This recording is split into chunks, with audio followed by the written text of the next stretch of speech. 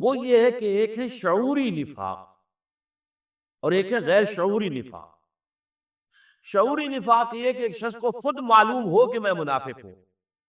جانتا ہوں کہ میں نے تو جان بوجھ کر اسلام کا لبادہ اوڑھا ہے، میں مسلمان ہوئی نہیں، میں نے اسلام قبول ہی نہیں کیا۔ اب اس کی ایک مثال قرآن میں ہے، بڑی اہم مثال ہے، یہ سورہ آل عمران کی آیت نمبر 73 ہے۔ وَقَالَتْ طَائِفَةٌ مِّنْ أَهْلِ الْكِتَابِ آمِنُوا بِالَّذِي أُنزِلَ عَلَى الَّذِينَ آمَنُوا وَجْهَ النَّهَارِ وَاكْفُرُوا آخِرَهُ لَعَلَّهُمْ يَرْجِعُونَ۔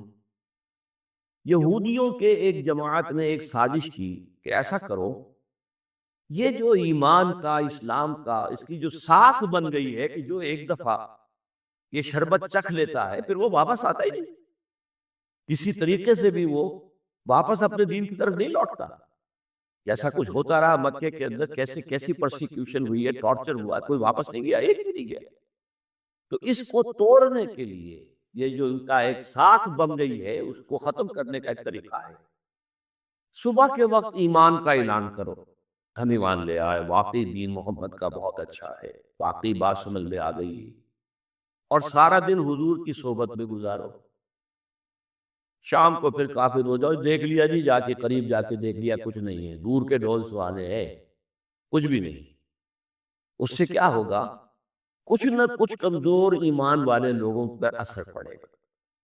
یہ یہودی علماء تھے، آئے تھے، بڑے ذوق و شوق سے آئے تھے، بڑی تعریفیں کرتے ہوئے آئے تھے، اور بڑے مخلص معلوم ہوتے تھے، اس کا سارا دن رہے ہیں، بھائی کچھ تو دیکھا ہوگا نا۔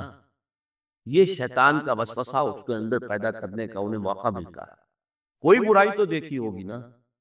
کوئی شے تو ان کے علم میں آئی ہے جس کی وجہ سے یہ چھوڑ کر چلے گئے۔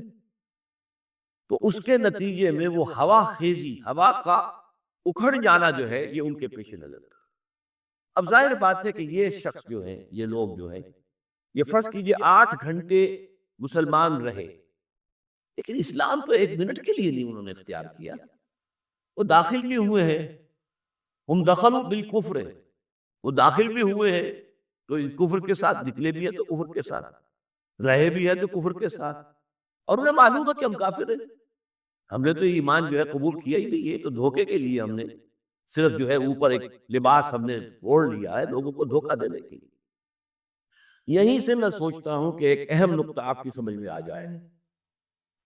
اسلامی ریاست میں مرتد کی سزا قتل کیوں ہے؟ اسی لیے ہے کہ اس سازش کا سد باب کر دیا گیا۔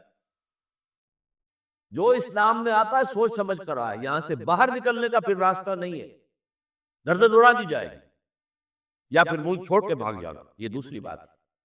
لیکن یہ کہ قتل مرتد کی سزا کی حکمت یہ ہے کیونکہ اسلامی ریاست کی بنیاد ہے ایمان پر، اسلام پر،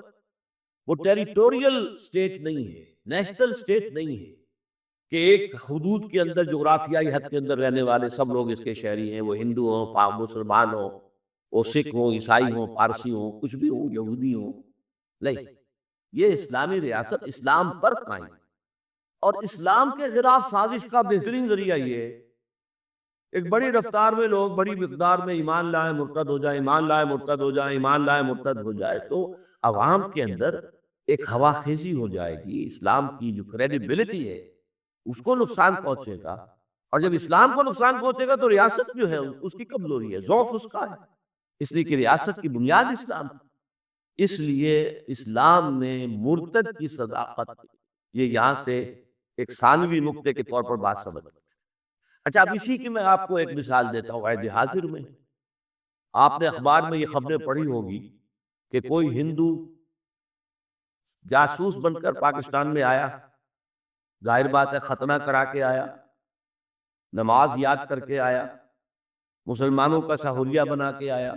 اور ایسا بھی ہوا ہے کہ سرحدی گاؤں میں وہ امام مسجد رہا، کئی سال تک امام مسجد رہا، بعد میں معلوم ہوا بدبخت وہ تو جاسوس تھا۔